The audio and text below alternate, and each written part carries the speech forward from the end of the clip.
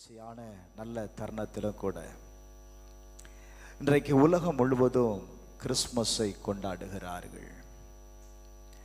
ஆனால் இந்த கிறிஸ்துமஸ் கொண்டாடப்படுவதற்கு உண்டான நோக்கம் என்ன?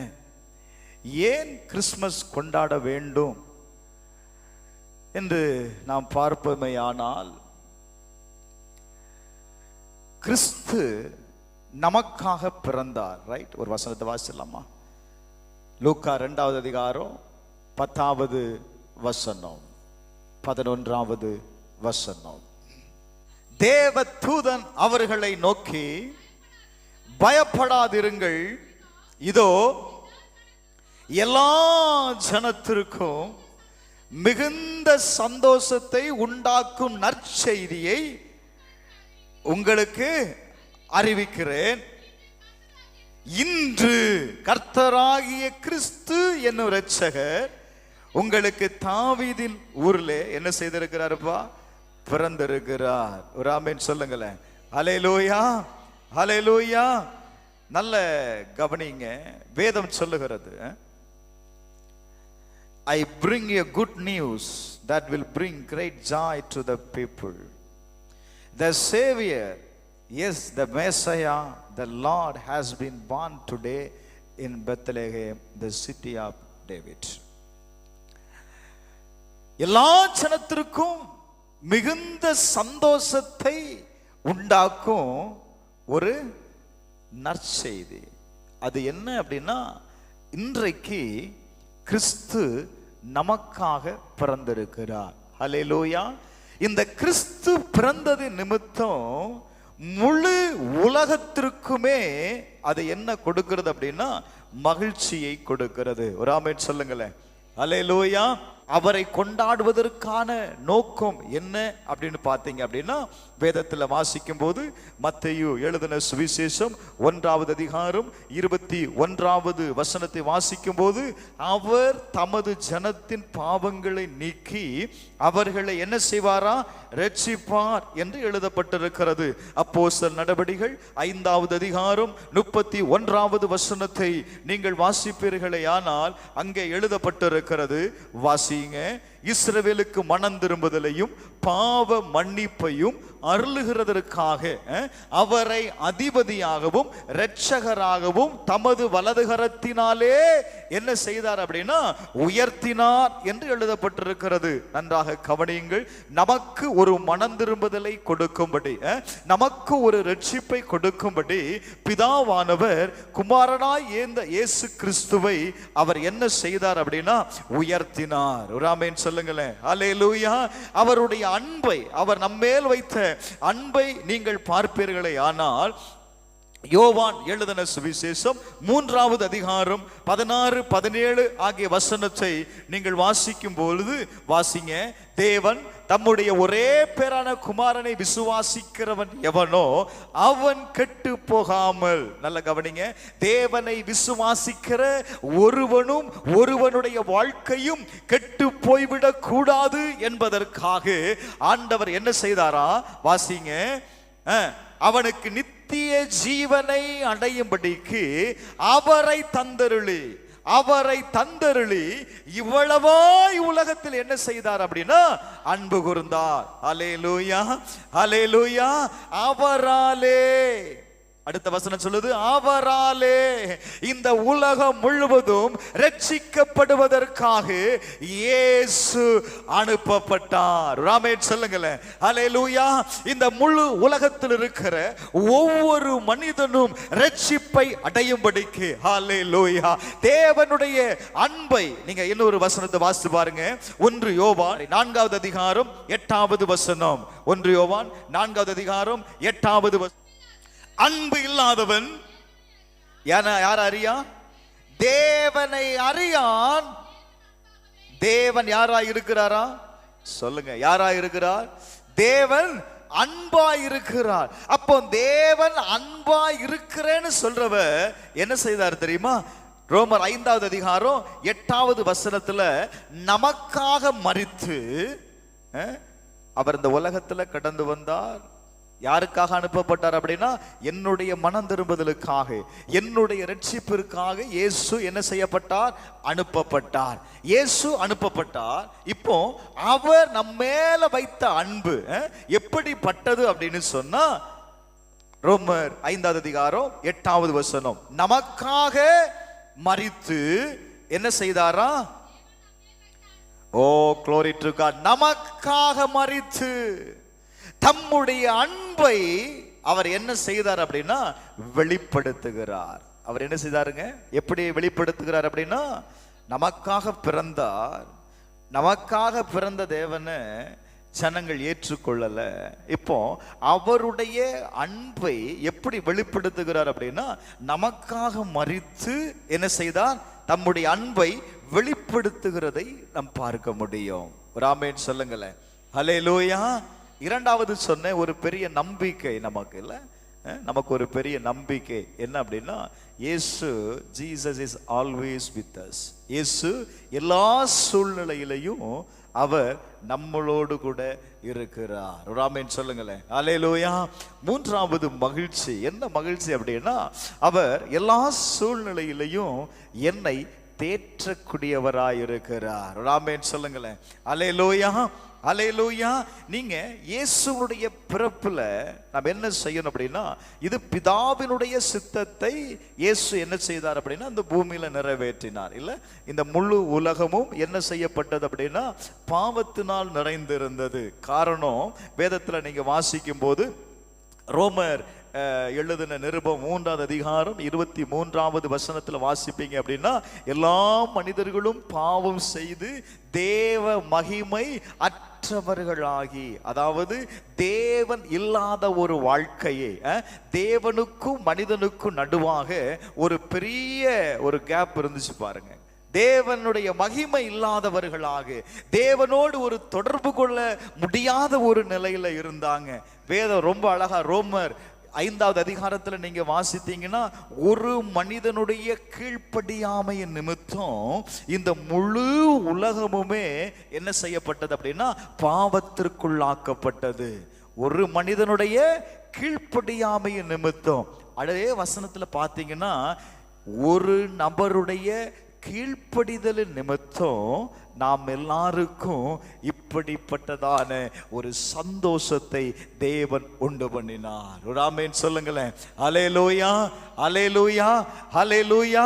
தேவனை விட்டு தூரமா இருந்த தம்முடைய ஜனத்தை தேவனோடு கூட சேர்க்கும்படியாகத்தான் என்ன செய்தார் பார்த்தீங்கன்னா, கிறிஸ்து இந்த உலகத்தில் நமக்காக பிறந்தார். ஒரு ஆமென் சொல்லுங்களேன். எத்தனை பேர் விசுவாசிக்கிறீங்க? அல்லேலூயா. அப்ப இயேசு பிறந்தது எதற்காக அப்படின்னு சொன்னா, தூரமா இருந்த என்ன பிதாவோடு கூட தேவனோடு கூட என்னை சமீபமாக்கினார். என்ன செய்தார்? ஒரு உறவை ஏற்படுத்தி கொடுத்தார். எதை ஏற்படுத்தி கொடுத்தார்? சொல்லுங்க, சத்தமா சொல்லுங்க. ஒரு உறவை ஏற்படுத்தி கொடுத்தார். ஹல்லேலூயா. இவ்வளவு பெரியதான ரட்சிப்பை எனக்கு உண்டு பண்ணியிருக்கிறார். அப்போ தேவன் நமக்கு கொடுத்ததான இந்த ரட்சிப்பிற்காக நாம் என்ன செய்யணும் அப்படின்னா நன்றி உள்ளவர்களாய் இருக்க வேண்டும். ஹல்லேலூயா. ஹல்லேலூயா. ரைட். நாளிலும் கூட கிறிஸ்மஸ் உடைய செய்தி என்ன? Glory to God. இந்த கிறிஸ்மஸ் எனக்கு என்ன சொல்லுது? இயேசுவினுடைய பிறப்பை தான் நம்ம கொண்டாடி கொண்டிருக்கிறோம். ஆனா அவருடைய பிறப்பு ஒரு செய்தியை நமக்கு சொல்லுகிறது. எப்படி இந்த உலகத்திற்கு கிறிஸ்து பிறந்தார் என்கிற ஒரு செய்தி சொல்லப்பட்டதோ, அதை போல கிறிஸ்துவை தன்னுடைய சொந்த இரட்சகராய் ஏற்றுக்கொண்ட நாம் ஒவ்வொருவருக்கும் இந்த செய்தி ஒரு 7 காரியத்தை சொல்லுகிறது. என்ன காரியத்தை சொல்லுதுப்பா? ஒருவனுடைய பிறப்பு நமக்கு ஒரு நான் சொன்ன முதலே சொன்னேன், இது என்ன நியூஸ் சொன்னேன்? ஒரு குட் நியூஸ் இல்ல, ஒரு நல்ல செய்தி. உலகம் முழுவதற்கும் ஆண்டவர் என்ன செய்தார் அப்படின்னா, ஒரு அந்த வசனத்தை வாசிங்களா பிரதர். 2வது அதிகாரம் லூக்கா 2வது அதிகாரம் 14வது வசனத்தை வாசித்து பாருங்க. லூக்கா 2:14. நல்ல கவனிங்க. உன்னதத்தில் இருக்கிற தேவனுக்கு மகிமையும் பூமியிலே சமாதானமும் இயேசுவனுடைய பிறப்பின் நிமித்தம், இயேசுவனுடைய பிறப்பின் நிமித்தம் உன்னதத்தில் இருக்கிற தேவனுக்கு என்ன உண்டாகுது அப்படின்னா மகிமை.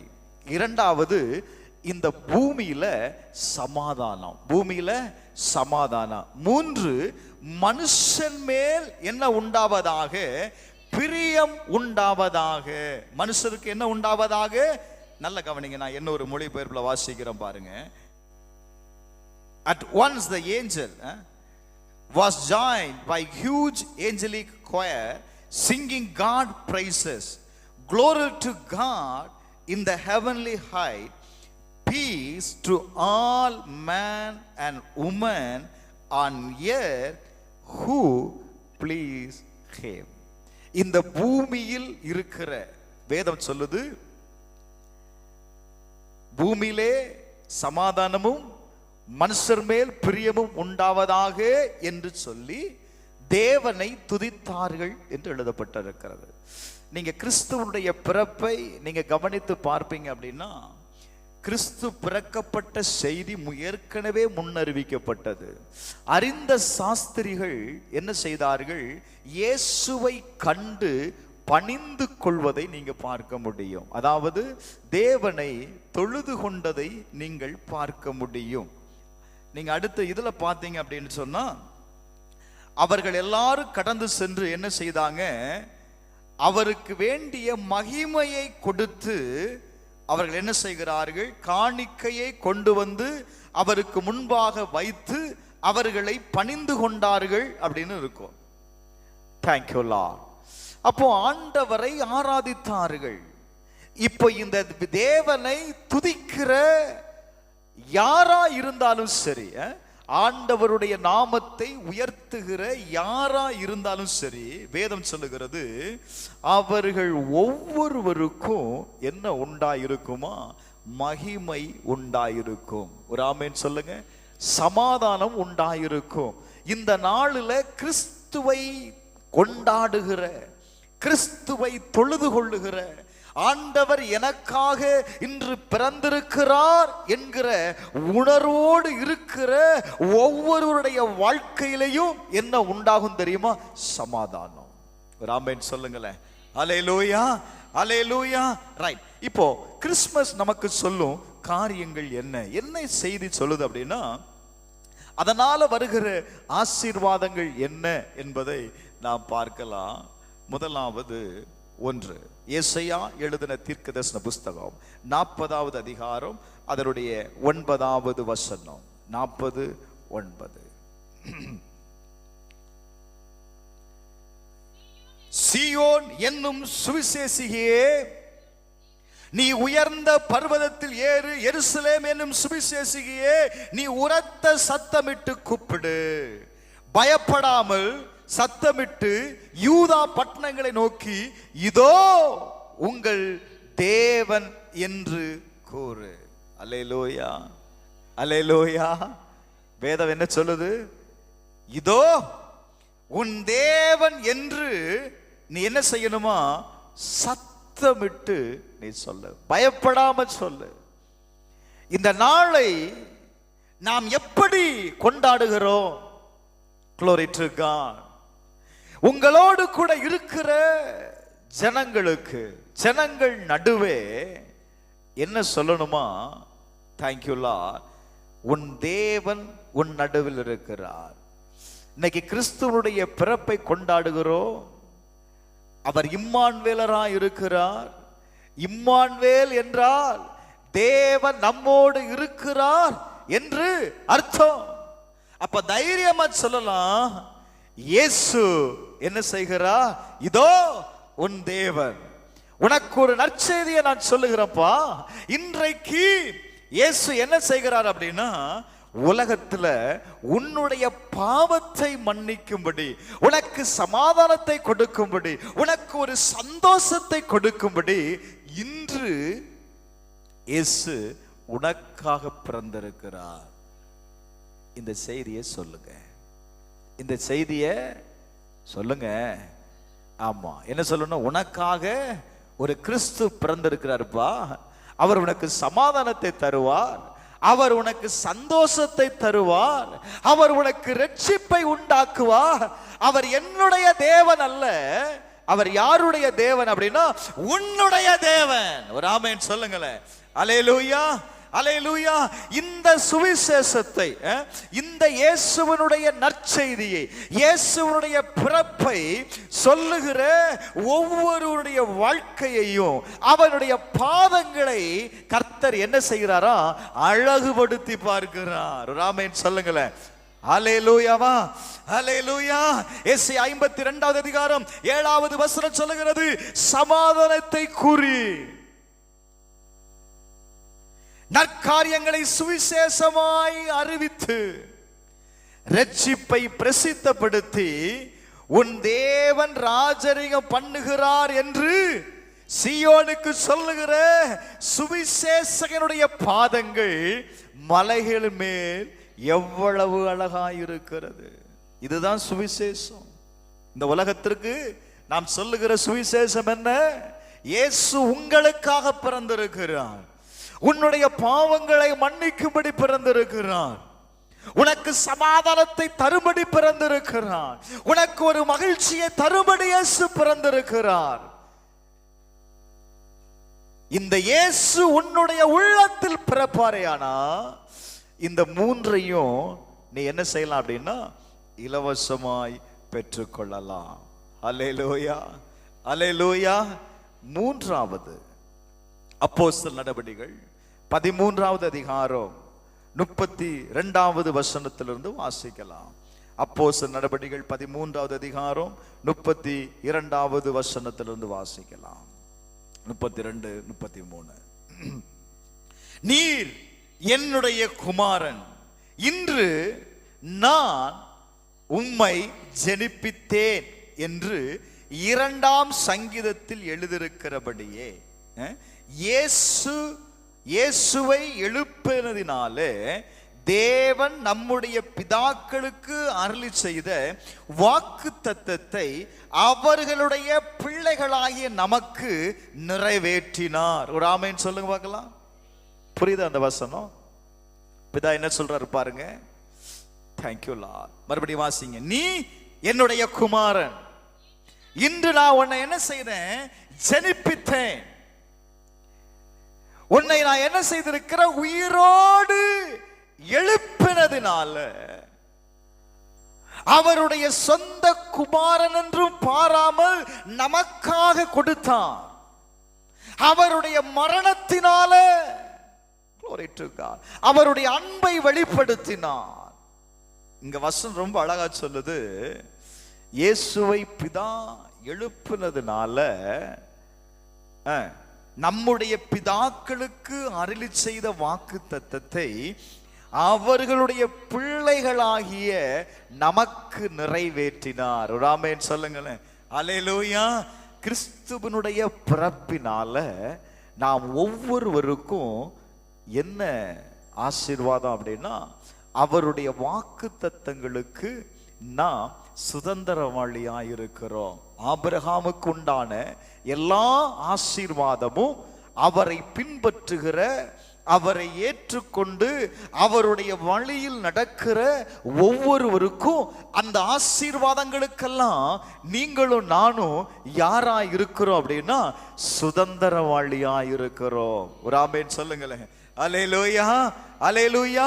கர்த்தர் உங்களுக்கு என்னென்ன வாக்குத்தத்தம் கொடுத்திருக்கிறாரோ அத்தனை வாக்குத்தத்தங்களும் கிறிஸ்து உங்களுக்குள் பிறந்திருக்கும் பொழுது அவர் அந்த வார்த்தைகளை எல்லாம் அவர் என்ன செய்வார் தெரியுமா? நிறைவேற்றுவார். அடுத்த வார்த்தை சொல்லுது பாருங்க, நாங்களும் உங்களுக்கு இதை என்ன செய்கிறோம் அப்படின்னா சுவிசேஷமாய் அறிவிக்கிறோம். அல்லேலூயா, அல்லேலூயா. அவருடைய நற்செய்தி என்ன பிரதர்? அவர் உங்களுக்கு சொன்ன அத்தனை வாக்கு தத்தங்களும் குமாரனா இருக்கிற இயேசு கிறிஸ்துவுக்குள் இருக்கிற அத்தனை ஆசீர்வாதங்களுக்கும் நீங்களும் நானும் யாரா இருக்கிறோம் அப்படின்னா பங்குள்ளவர்களா இருக்கிறோம். அல்லேலூயா, அல்லேலூயா. 4வது சகரியா எழுதின தீர்க்கதரிசன புஸ்தகம் 9வது அதிகாரம் 9வது வசனம். சகரியா 9வது அதிகாரம் 9வது வசனம். Glory to God. மிகவும் களிகூறு. என்ன செய்யணுமா? மிகவும் களிகூறு. எருசலேம் குமாரத்தியே கெம்பீரி, இதோ உன் ராஜா உன்னிடத்தில் வருகிறார். உன் ராஜா, சொல்லுங்க, இந்த நாள் நாம் களிகூற வேண்டிய நாள். ஒரு குழந்தை உங்களுடைய குடும்பத்தில் பிறக்கும் போது எவ்வளவு மகிழ்ச்சி அடைகிறீர்களோ அதை போல உங்க ஒவ்வொருடைய இருதயத்திலையும் யார் பிறந்திருக்கிறார் அப்படின்னா இயேசு பிறந்திருக்கிறார்.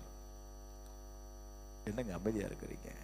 உங்களை பார்த்தா எங்கேயோ இயேசு பிறந்தது மாதிரியும் நீங்கள்லாம் டம்மியா இருக்கிறது மாதிரியும் பார்க்குறீங்க. நான் சொல்றேன், கிறிஸ்து என்ன செய்திருக்கிறார் அப்படின்னா உங்களுக்குள் பிறந்திருக்கிறார். அதுதான் கிறிஸ்மஸ், அதுதான் கிறிஸ்மஸ்.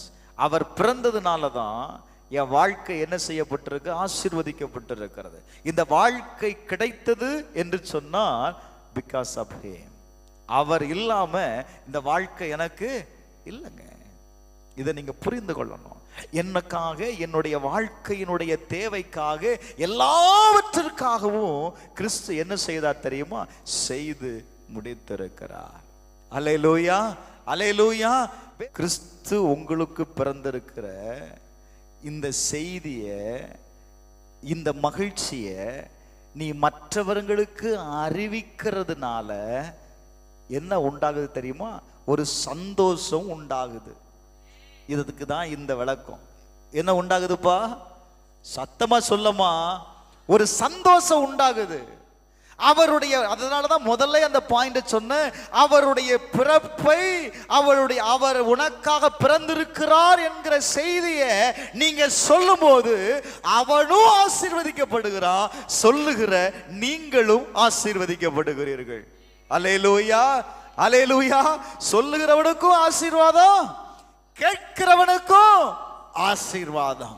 என் ஸ்டேட்டஸை பார்க்கிறவனுக்கு ஆசீர்வாதம் இல்ல, வார்த்தையை சொல்லுகிறவனுக்கு ஆசீர்வாதம். வார்த்தையை சொல்லுங்க, கேட்கிறவர்களுக்கு ஆசீர்வாதம். ஒரு ஆமெனா? அல்லேலூயா. அதாவது சங்கீதம் 4 வாசிங்க, 98:4. Glory to God. பூமியின் குடிகளே கர்த்தரை நோக்கி, ஓ glory to God. எப்படி ஆர்ப்பரிக்கணுமா?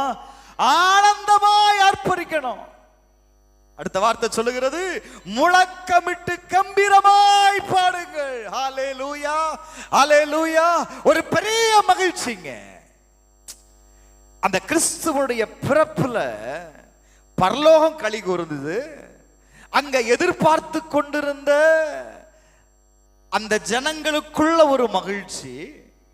கொஞ்சம் நல்லா யோசித்து பாருங்களேன்.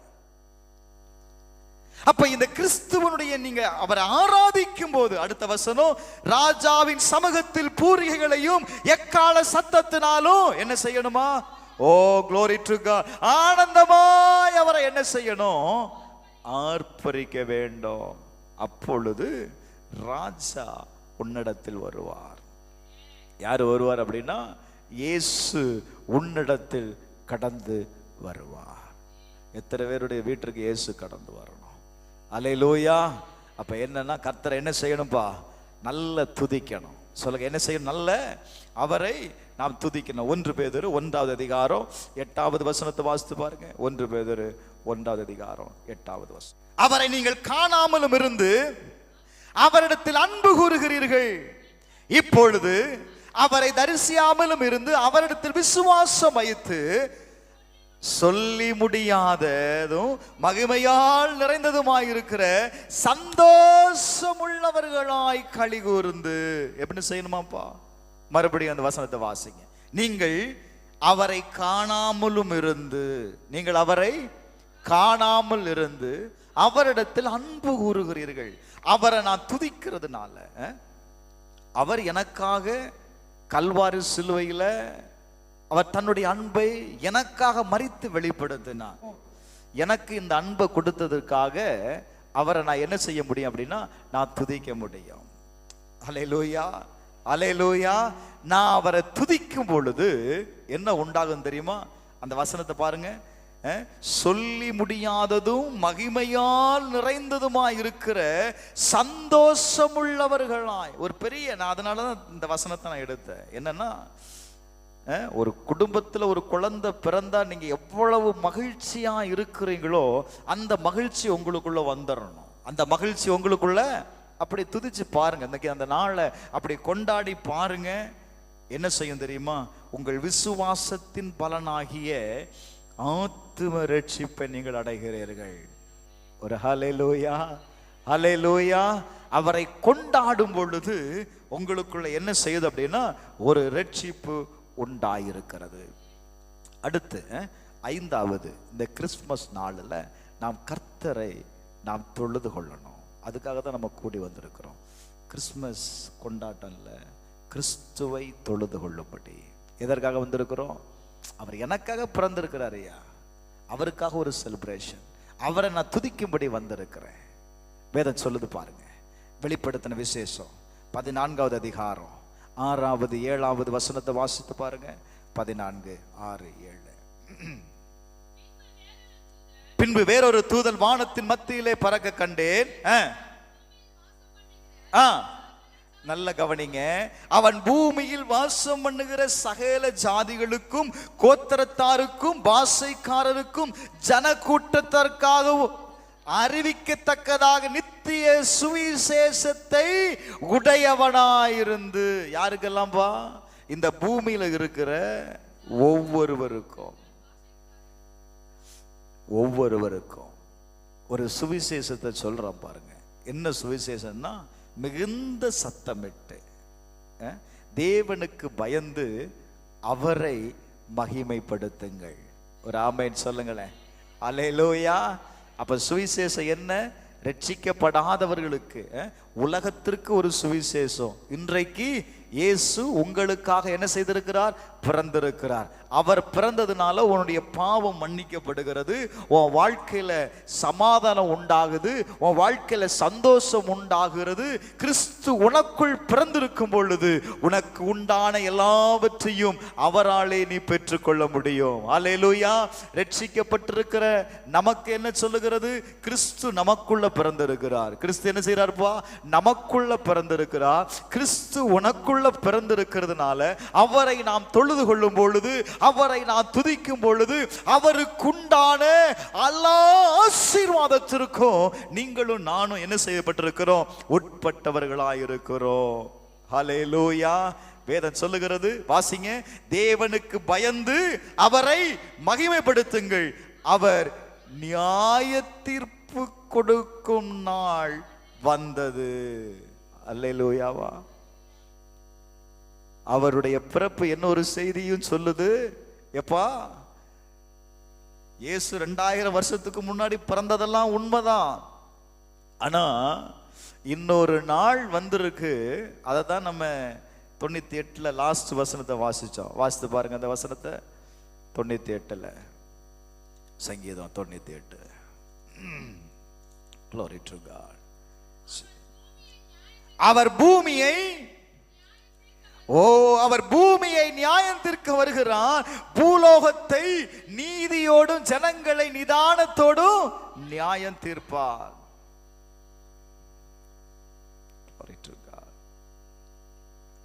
வேதம் சொல்லுகிறது, தேவனுக்கு பயந்து அவருக்கு மகிமைப்படுத்துங்கள், அவர் நியாய தீர்ப்பு கொடுக்கும் வேளை வந்தது. வானத்தையும் பூமியும் சமுத்திரத்தையும் நீருற்றுகளையும் உண்டாக்கினவரையே நீங்க என்ன செய்யுங்கப்பா? தொழுது கொள்ளுங்கள். யாரை தொழுது கொள்ளணும் பிரதர், சிஸ்டர்? யாரை தொழுது கொள்ளணும்? வானத்தையும் பூமியையும் உண்டாக்கினவரை நாம் என்ன செய்யணுமா? தொழுது கொள்ளணும். காரணம், அவர் வருகிறார். அவர் அடுத்து வாசிங்க. சங்கீதம் 96, 11 வாசிங்க. 96, 11 வாசிங்க. வானங்கள் மகிழ்ந்து முழங்குவதாக, களி கூறுவதாக. அப்பொழுது கர்த்தருக்கு முன்பாக காட்டு விருட்சங்கள் எல்லாம் கெம்பீரிக்கும். அவர் வருகிறார். அவர் பூமியை நியாயம் தீர்க்க வருகிறார். அவர் பூலோகத்தை நீதியோடும் ஜனங்களை சத்தியத்தோடும் நியாயந்திருப்பார். ஆமென் சொல்லுங்களேன். அல்லேலூயா, அல்லேலூயா, அல்லேலூயா. வெளிப்படுத்த 22:20 சொல்லுகிறது, இதோ நான் சீக்கிரமாய் வருகிறேன். இயேசு முதலாம் வருகை நமக்கு ரட்சிப்பை கொடுத்தது. இரண்டாவது வருகை நமக்கு ஒரு நித்திய ஜீவனை கொடுக்க போகிறது. அல்லேலூயா, அல்லேலூயா. அவரை பின்பற்றுகிற ஒவ்வொருவனுக்கும் அவர் என்ன கொடுக்கிறார் அப்படின்னா, ஒரு நித்திய ஜீவனை, இட்டர்னல் லைஃப் கர்த்தர் கொடுக்கிறார். அவருடைய வருகை சமீபமாக இருக்குப்பா. இந்த வார்த்தையை நான் படிக்கும்போது, இந்த கிறிஸ்மஸ் இன்னைக்கு உலகம் முழுவதும் கொண்டாடி கொண்டிருக்கிறார்கள். ஆனால் பார்த்தீங்க அப்படின்னா, தேவனுக்காக காத்திருக்கிற நம்முடைய வாழ்க்கையில் அது ஒரு சத்தியத்தை சொல்லிக்கிட்டே இருக்கு. நான் இதோ சீக்கிரமாய் நான் வருகிறேன். கிறிஸ்து எப்படி இந்த பூமியில பிறந்தாரோ அதே போல அவர் திரும்பவும் வருவார் பிரதர். அந்த நாள் சமீபித்திருக்கிறது. அந்த நாள் எப்படி இருக்கு அப்படின்னா, சமீபித்திருக்கிறது. தீத்துவின் நிருபம் 2வது அதிகாரம் 13வது வசனத்தை வாசித்து பாருங்க. தீத்து 2வது அதிகாரம் 13வது வசனம். நான் நம்பி இருக்கிறேன். நான் நம்பி சொல்லுங்க, நான் நம்பி இருக்கிற ஆனந்த பாக்கியத்திற்கும், ஓ glory to God, மகாதேவனும் நமது இரட்சகருமாயிருக்கிற இயேசு கிறிஸ்துவுடைய மகிமையின் பிரசன்னமாகுதலுக்கும் எதிர்பார்த்து கொண்டிருக்கும்படி நமக்கு போதிக்கிறது. வெறும் கிறிஸ்மஸ் மட்டும் கொண்டாடாம, எப்பா நான் மறுபடியும் வரப்போகிறேன், எதிர்பார்த்து கொண்டிருக்கிறவர்களுக்கு சொல்லப்படுகிற வார்த்தை அது நமக்கு போதிக்கிறது. எதை போதிக்கிறது அப்படின்னா, எதை போதிக்கிறது? நான் சீக்கிரமா நான் வரப்போகிறேன். அந்த ஆனந்த பாக்கியத்தை நாம் அடைய போகிறோம். கிறிஸ்துவனுடைய வருகையில் அவருடைய பிரசன்னமாகுத நாளில் நாம் என்ன செய்ய போறோம் அப்படின்னா, மறுரூபம் அடைய போகிறோம். எதிர்பார்த்து கொண்டிருக்கிற தேவனை பின்பற்றுகிற ஒவ்வொருவருடைய வாழ்க்கையிலையும் ஆண்டவர் சொல்லுகிற வார்த்தை இந்த நாளில், glory to God, அவர் வருகிறார். Thank you Lord. எத்தனை பேர் நீங்க அவருடைய வருகையை எதிர்பார்த்து கொண்டிருக்கிறீங்க? அன்றைக்கு கிறிஸ்துவனுடைய பிறப்பை எதிர்பார்த்து கொண்டிருந்த அந்த ஜனத்திற்கு ஒரு மிகுந்த சந்தோஷம் உண்டாச்சு. இன்றைக்கு அவருடைய 2ஆம் வருகையை எதிர்பார்த்து கொண்டிருக்கிற உங்கள் யாவருக்கும், நாம் ஒவ்வொருவருக்கும் ஒரு பெரிய ஆனந்த பாக்கியம் என்னன்னா, நான் அவரோடு கூட அந்த நித்திய நித்திய காலமாய் அவரோடு கூட நான் இருக்க போகிறேன். அல்லேலூயா, அல்லேலூயா. இப்போ எனக்குள்ள இருக்கிறாரு, இனி வரப்போகிறவர் அவரோடு கூட இருக்கும்படி என்னை அழைத்து செல்ல வருகிறார். என்ன உங்களுக்கு புரியல பாருங்க. கிறிஸ்து இப்ப எனக்குள்ள பிறந்திருக்கிறார், எனக்குள்ள பிறந்திருக்கிறார், எனக்குள்ள இருக்கிறார். இனி மறுபடியும் நான் வருவேன்னு சொல்றாரு. அவர் வரும்பொழுது உங்களையும் என்னையும் அவரோடு கூட இருக்கும்படி, அவரோடு கூட இப்போ உங்களுக்குள்ள அவர் என்ன இருக்கிறாருன்னா, மறைவா இருக்கிறதுனால உங்களால தெரியல அவர் இருக்கிறாரா இல்லையா. ஏன்னா நீங்க இருக்கிறீங்களா இல்லையானே உங்களுக்கு தெரியல பாருங்க. அப்ப எப்படி உங்களுக்குள்ள இருக்கிற இயேசுவை தெரிஞ்சு கொள்ள முடியல? அதனால அவர் பிசிக்கலாவே என்ன சொல்றாரு, நான் எங்க இருக்கிறேனோ என் பிதாவோடு கூட நான் அங்க இருக்கிறேன்ப்பா, அதனால நீங்களும் என்னோடு கூட என்ன செய்வீங்கன்னு சொல்றாரு, இருப்பீங்க. உங்களுக்கு இயேசுவோடு கூட இருக்க விருப்பம் இல்லையா? உங்களெல்லாம் பார்த்து அப்படித்தான் தெரியுது. glory to God. நித்திய நித்திய அந்த வார்த்தை பாருங்க, அது ஆனந்த பாக்கியம். இந்த பாக்கியத்தை பெற்ற நீங்க ஆசீர்வதிக்கப்பட்டவங்க. இந்த பாக்கியத்தை வேற யாருக்கும் கொடுக்கல. லிசன், இந்த பாக்கியம் யாருக்கும் கொடுக்கல, ஆனா உங்களுக்கு இயேசு கொடுத்திருக்கிறாருங்க. அல்லேலூயா. அவரோடு இருக்கக்கூடிய பாக்கியம், அவரோடு கூட ஐக்கியம் கொள்ளுகிற பாக்கியம் யாருக்காவது இருக்காப்பா? கொஞ்சம் யோசிச்சு பாரு. அவர் பிறந்ததுனால தானே இந்த பாக்கியத்திற்குள்ள உங்களையும் என்னையும் உட்படுத்திருக்கிறார். தேங்க்யூலா. அதை நினைச்சு நீங்க ஆண்டவரை நீங்க நன்றி செலுத்துங்க. எபிரேயர் 9வது அதிகாரம் 28வது வசனத்தை நீங்க வாசிக்கும் பொழுது அங்க எழுதப்பட்டிருக்கிறது, கிறிஸ்துவும் அநேகருடைய பாவங்களை சுமந்து தீர்க்கும்படிக்கு ஒரே தரம் பலியிடப்பட்டு தமக்காக காத்து கொண்டிருக்கிறவர்களுக்கு இரட்சிப்பை அருளும்படி 2ஆம் தரம் பாவமில்லாமல் தரிசனமானார். அல்லேலூயா, அல்லேலூயா. முதலாவது நம்முடைய பாவத்தை எல்லாம் அவர் ஏற்றுக்கொண்டு என்ன செய்தார் அப்படின்னா உங்களையும் என்னையும் மீட்டுக்கொண்டார். 2வது அவருடைய வருகை எப்படி இருக்குமா? 2ஆம் தரம் தமக்காக காத்து கொண்டிருக்கிற, அவருக்காக காத்து கொண்டிருக்கிற தம்முடைய ஜனத்திற்கு ஒரு ரட்சிப்பை கொடுக்கும்படி அவர் எப்படி வெளிப்பட போகிறார் அப்படின்னா பாவம் இல்லாத ஒரு நபராய். அல்லேலூயா, அல்லேலூயா. முதல்லையே அவர் பாவம் அறியாத நபராக தான் இருந்தார். பாவம் அறியாத அவர் என்ன செய்தார்னா பாவமாக்கினார். நம்முடைய பாவங்கள், நம்முடைய மீறுதல்கள் அவரை சிலுவையில் அறைய வைத்தது. ஆனா இப்பொழுது அவர் வருகிறார், உங்களையும் என்னையும் சேர்த்து கொள்ளும்படி வருகிறார். இந்த செய்தி யாருக்கு அப்படின்னா அவருடைய வருகைக்காக காத்திருக்கிறவர்களுக்கு, அவருடைய வருகைக்காக காத்திருக்கிறவர்களுக்கு.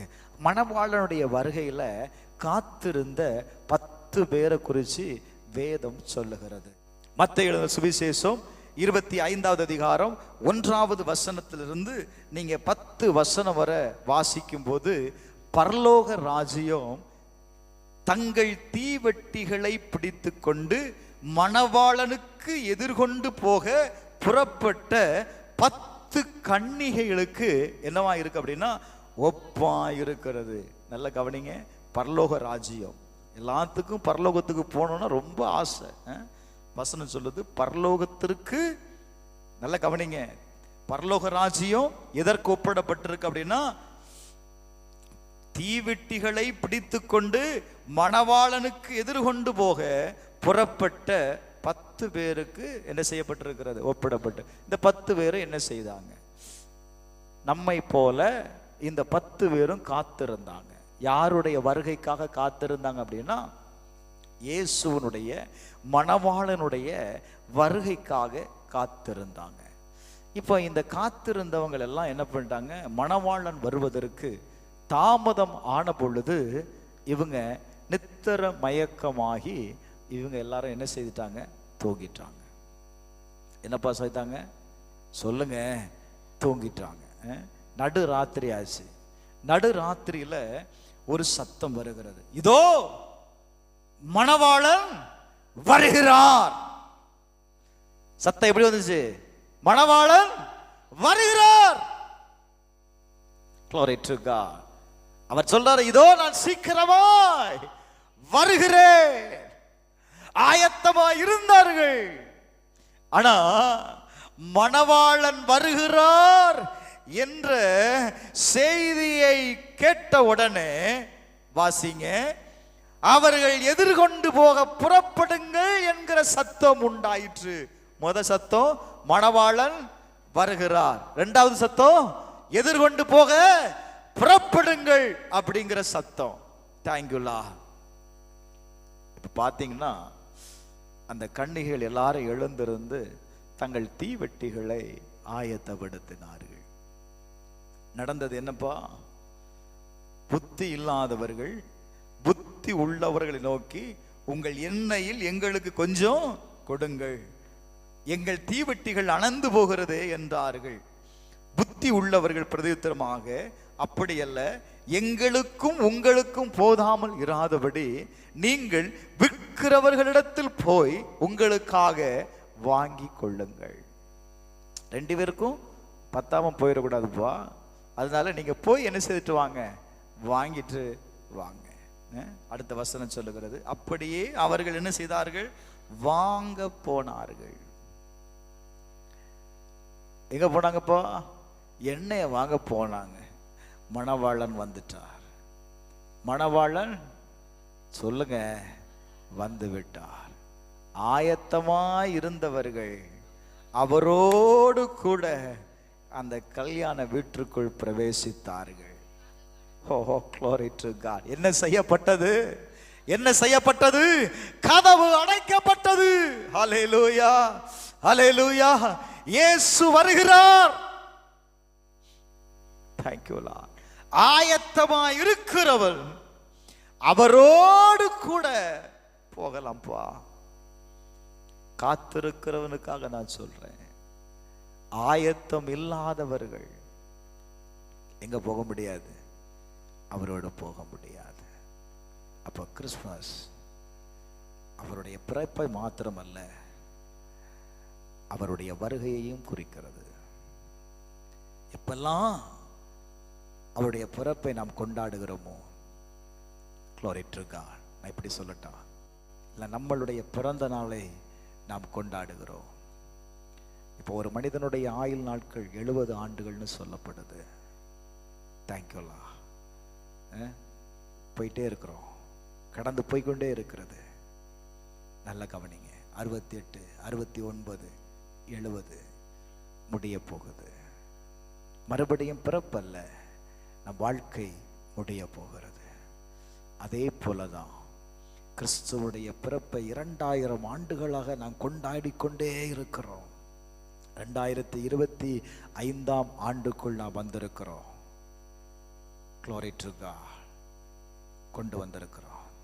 நல்ல கவனிங்க, என்ன நடக்குது, அவருடைய வருகை சமீபமாய் இருக்கிறது. இந்த உலகத்திற்கு ஒரு முடிவு உண்டாகும் பிரதர். ஒரு முடிவை உண்டாக்கும்படி என் ஆண்டவராய் இருக்கிற இயேசு கிறிஸ்து மறுபடியும் வரப்போகிறார். கிறிஸ்துவை கொண்டாடுகிற நீங்களும் நானும் அவருடைய வருகைக்கு ஆயத்தம் உள்ளவர்களாயிருப்போம்.